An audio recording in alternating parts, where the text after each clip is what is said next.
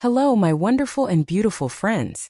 Welcome back to our /entitled people, the subreddit where some people genuinely believe the universe revolves around them. And today's episode? Oh boy, nothing screams self-entitled like stealing and scamming. One OP shares the story of an entire Karen family trying to sue someone for $5 million. And the way it blows up in their faces is chef's kiss. Grab your snacks, try not to shake your head too hard, and remember, you can send or link your own stories to the email right here. Let's jump in. Story 1 by Introverted Muser. Rewritten. This happened ages ago when I was young, newly married, and expecting a baby, the perfect combination for people to quietly judge and exclude you. Most folks thought I had married up, because my husband came from a wealthy family and had a solid career. That meant I had a lovely home and nice belongings, unlike most people my age. Everyone my age was either still in high school or off at college, and most people I knew who were married with kids were much older. I was feeling isolated. Naively, I tried forming friendships with people younger than me, but that turned into a problem fast. When you're young, lonely, and living comfortably while others your age aren't, you tend to attract the wrong crowd.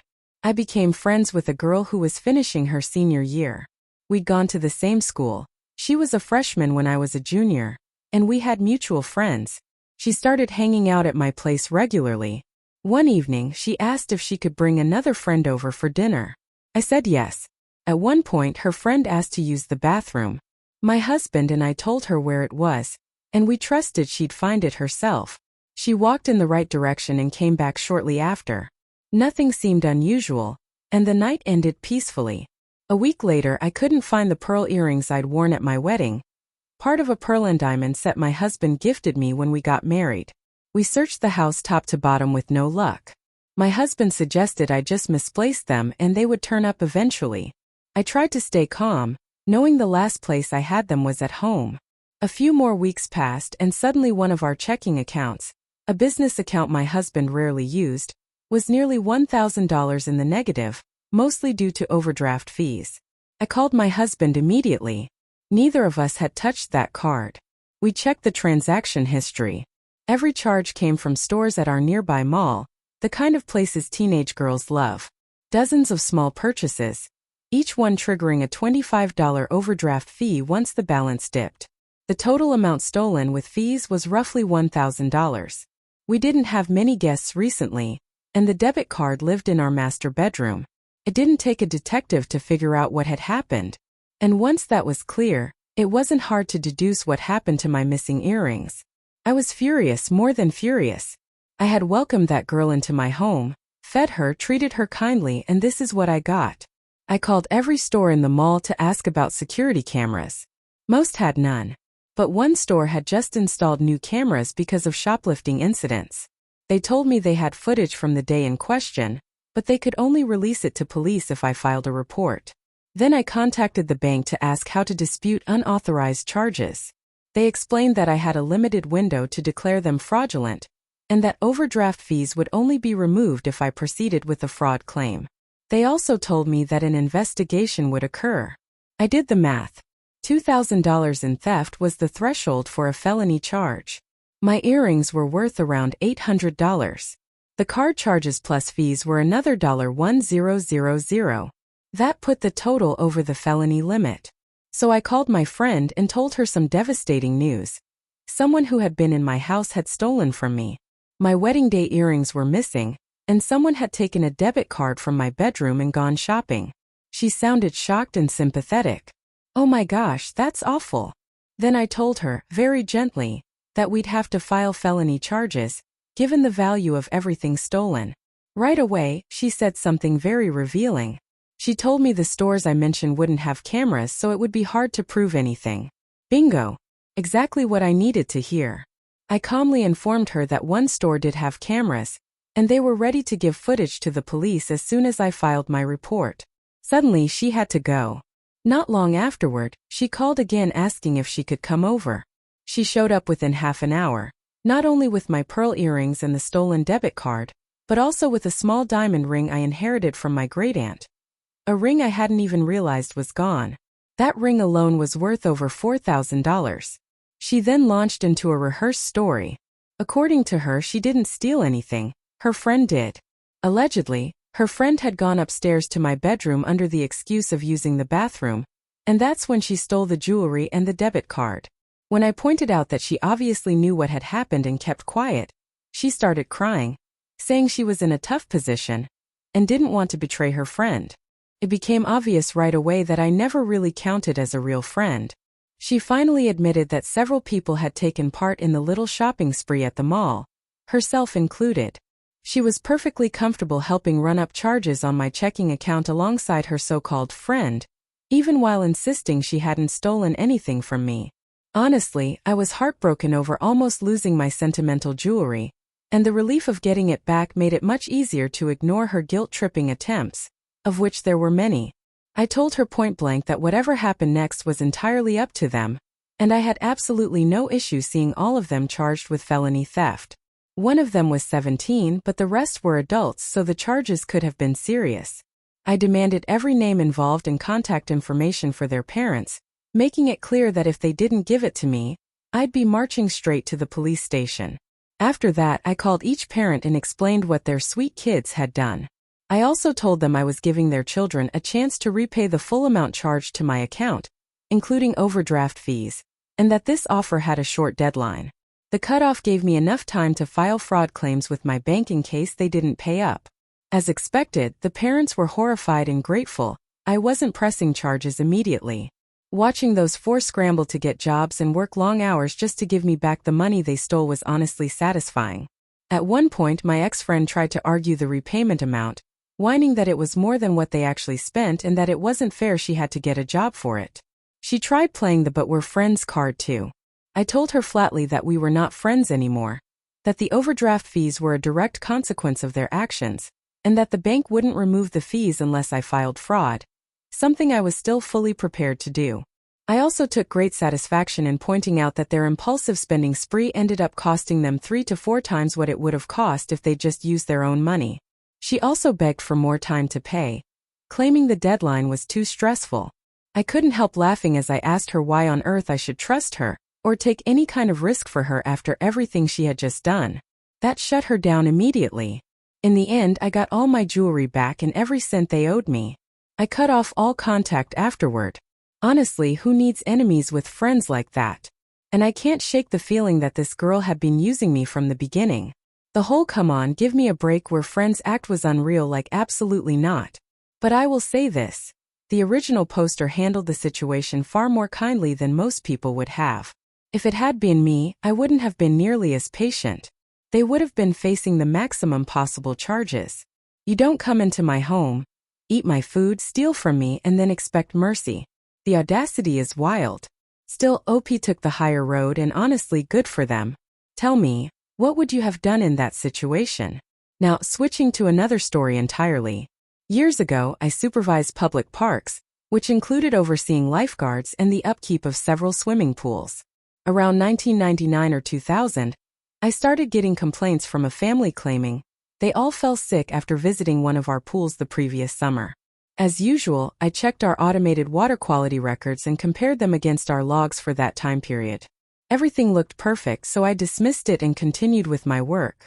A few weeks later, more complaints rolled in, this time saying their symptoms worsened. They had paid an independent lab to analyze water samples, and they insisted I had ignored the first complaint. After the season ended, near late October, the city's lawyer called to inform me that the family was suing us. According to the lab they hired, our pool water supposedly contained E. coli and other harmful bacteria, and the family demanded a massive settlement. The lawyer asked whether it was worth going to court or whether we should settle. I assured her we should absolutely go to trial, and that if somehow we lost, I would have my personal insurance cover the damages and any government penalties. She had worked with me before, trusted my judgment, and could tell from my voice that everything was under control. I explained the situation, she laughed, and then filed a countersuit purely to recover our legal fees. In hindsight, I probably could have just said, "Don't worry, I've got it." I gathered every piece of documentation I had. Manuals I'd written, staff reports, complaint logs, everything. It was a thick stack, and I couldn't deny I was eager for the hearing. When the court date finally arrived, I had to hold back my grin. worried the judge would think I didn't take the matter seriously. The family testified first, explaining that 4 adults, 6 kids, and 2 toddlers had become ill, that they'd missed weeks or months of work, and that they paid out of pocket for private medical care since they didn't want to wait in the public system. Experts testified about possible causes, and their lab explained how it tested the water. Everything looked credible. They were suing the city for millions, nearly $5 million in punitive damages, arguing that the city had endangered public health. Then it was my turn to testify. Their lawyer asked me to describe our water testing procedures. I explained our automated monitoring system, which constantly measures water quality as it flows through the filtration system, logging chlorine, pH, temperature, alkalinity, and around a dozen other chemical indicators every few minutes. I described the manual tests our staff performs every 2 hours, the weekly turbidity checks, and the biweekly bacterial tests. I also laid out our protocols for when anything falls outside legal limits, noting that our standards exceed requirements in almost every category. That's when their lawyer asked whether our staff regularly tested the water, since the family claimed nobody ever performed checks. I replied that my crew did not personally take measurements at that specific pool, and that was when the real story started to unfold. I was then questioned about whether our automated system had been calibrated according to the manufacturer's recommended schedule. I admitted it had not, trying not to laugh at how ridiculous the situation already was. Basically, I agreed with everything the family's attorney tried to pin on me. Then my lawyer stood up to question me. The first thing he asked was whether I had ever heard of the family before. That's when I brought out documentation showing the trouble they had caused at another one of my pools in the last 2 years, including every time they had been kicked out and the 3 occasions when police had to remove them. Next, he asked me to show the water quality logs for all the other pools I manage. So, I pulled out more than 40 binders, each one containing biweekly lab results, the logs my staff completes, and the records from our automated monitoring system. Then I produced timesheets for every facility except the one mentioned in the lawsuit. I just kept handing over paperwork, answering question after question. Then came the question everyone was waiting for. Even the judge leaned forward. The city's lawyer said, "Mr. OP, you've shown us how committed you are to maintaining every pool in your care, and how detailed your record keeping is. So how is it that you can't provide any documentation, time cards, or reports, aside from this family's complaint, for the dates we're discussing?" That's when I finally explained. I said, because during those dates the park and pool were under renovation. They were closed to the public, and the pool itself had no water in it. The entire area was literally a construction pit the whole summer. The only time it had water was for 2 days while we tested the new filtration system, and even then the facility was still closed. As soon as I said that, the so-called experts hired by the family turned beet red. The judge looked furious. The family sputtered some nonsense about mixing up the park names, but their attorney was already packing his bag. The judge wasn't listening to anything they tried to say. The city had its legal fees covered. Whether that family was just entitled and angry about being kicked out of pools multiple times or simply trying to score a few $1 million by lying, I couldn't tell you. What I can say is that after that hearing, there was a big red X next to their name in the court system for attempted fraud. I really hope past cases involving them were reevaluated. Their scheme blew up spectacularly, and honestly, I'm glad. They didn't deserve a dime. If you plan on suing someone, at least know the basic facts, or you're in for a nasty surprise on court day. I'm still amazed their lawyer didn't bother doing even the most basic research. Maybe all they saw were dollar signs. The next story happened years ago. I was living in an illegal rental during a brutal housing shortage. Even though I had a solid job, perfect credit, and no background issues, I couldn't find an affordable place because I owned a dog. Eventually I stumbled on a reasonably priced rental, but it came with a landlord who was wildly unstable. Let's call her Karen. Unfortunately, she lived on the property. I figured I could deal with it. It was cheap and it solved my problem, so I moved in. For the next year I tolerated constant violations of my rights. She took deposits she wasn't allowed to take, tried to control my private life, and monitored who came over. She was always doped up on painkillers, pupils shrunk to pinpricks, rambling about bizarre personal topics and cornering me in conversations I never wanted to be part of. I stayed because the alternative was homelessness. She made my life miserable, but I endured it. until she crossed the final line. One day while I was at work, she had the police remove my boyfriend from my place. She claimed he had been staying with me longer than 48 hours, which was false. He had only stopped by briefly. Then she handed me a bill for his rent and utilities, insisting he had been living with me for 2 weeks. No one was even home when she came up with this delusion. She had bullied me for months and must have assumed she could start extorting me. She even created fake court documents to scare me. The letters she gave me were so unhinged that anyone reading them would know they weren't legitimate. Random details were wrong, and she inserted bizarre personal remarks. That was the final push. Extortion was where I drew the line. Adding to all this, she had once bragged that her employer had an open fraud investigation against her. She had literally challenged them to bring it on. She really should not have said that. After the fake eviction fiasco, everything escalated.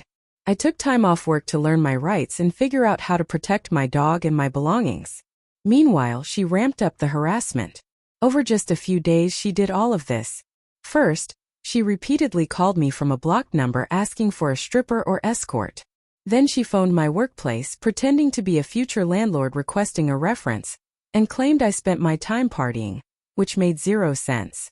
One night around 11 p.m., she stomped onto my porch to scare me, then wandered off muttering, "It's a free country." When I asked what she was doing, she reported my dog to the Humane Society, claiming he was aggressive and had attacked hers. Finally, she called the police and sent them to my job, where I work with children, claiming she found drugs in my home and that I planned to harm kids. I was terrified. I filed for a restraining order, which I received. She was trying to destroy my career and have my dog euthanized solely to intimidate me. I eventually broke my lease, that's a whole story on its own, and maintained a 3-year restraining order. She never learned my new address. The emotional stress she put me through was unreal. And that's when I decided to get justice. Remember that fraud case she bragged about? Came back around. She had been receiving disability for being wheelchair-bound, yet she constantly did construction work on her property while high on Vicodin. She had gamed the system, gotten early retirement, pocketed money from illegal rentals, and probably extorted many others. About 4 months before I moved out, I caught her doing physical work, building a tool shed, completely unaided. No wheelchair in sight. She was fully mobile and energetic. She thought she'd never get caught. I recorded everything, making sure the date was visible. She was exploiting the system and tormenting tenants at the same time. She deserved consequences. And that's exactly why I documented her fraud. Not long after I moved out, and while the restraining order was still active, I went to her employer and offered the evidence I had for his ongoing fraud case. He was thrilled that what I brought him was so solid. He immediately connected me with a pair of private investigators. I met with them, handed everything over, and walked them through exactly what she had been doing and how she was perfectly capable of getting around at home. I didn't have to exaggerate or bend the truth. I just explained the facts exactly as they happened. A few months later, I checked in with the investigator I'd kept in contact with, and he told me that my evidence was what ultimately made the case stick. She ended up being convicted of disability fraud, lost her job, and faced the possibility of repaying years of disability benefits. And honestly, I can't deny that it felt good knowing I was the one who pulled the thread that unraveled her whole scam. She thought she could intimidate me into giving her money. She failed. She thought she could destroy my career and even harm my dog when I finally pushed back. That didn't happen either. In the end, I was the one who won. If she did have to repay everything, her only asset was her house, so that would likely have been the first thing on the chopping block. My personal wish is that she had to sell it, ended up renting, and now relies on a landlord who she hopes won't treat her the way she treated others. Honestly, few things are as satisfying as hearing about a malicious landlord finally facing consequences. Losing her job and potentially her home felt like long overdue justice. Someone even commented, "It's not potentially. She will be paying back every cent of disability she took. If she gets a job, her wages will be garnished for years. If she refuses to work, the government will slap liens on her house and take it. And depending on state laws, anything she bought with that money might be seized as criminal proceeds." Another person added, "I don't know when this happened or where you live, but in many states an illegal rental means you can sue her and get all your rent back." That would truly be the cherry on top. Story 4: Elk Waffle. Not long ago, I told my friends a funny story from when I worked at a fish and chip shop. They thought it was too good not to share, so here it is. The tale of an extremely angry mom who tried to get me arrested for impersonating myself. This happened during a late afternoon shift, right before the dinner rush. We had one manager and 2 servers on duty, me included. One detail that matters. I used to have bright blue hair for a big chunk of my time working there, but I had recently dyed it back to brown while applying for professional jobs. Everything was normal. We were prepping for the rush, taking orders, and that's when Karen came in with her kids. She was a regular, not a friendly one, but she came by several times a week. I took her order, my coworker started making it, and as I packed her food, I noticed she was annoyed. Thinking I had made a mistake, I asked if something was wrong. She sighed and said the order was fine, but she missed being served by the girl with the blue hair, who was faster and more polite than me. Then she asked when that girl worked next. Since I was the only employee who ever had unnatural hair colors, it was obvious she was referring to me. So I politely told her, "Thank you for the compliment. Actually, that was me. I just dyed my hair back.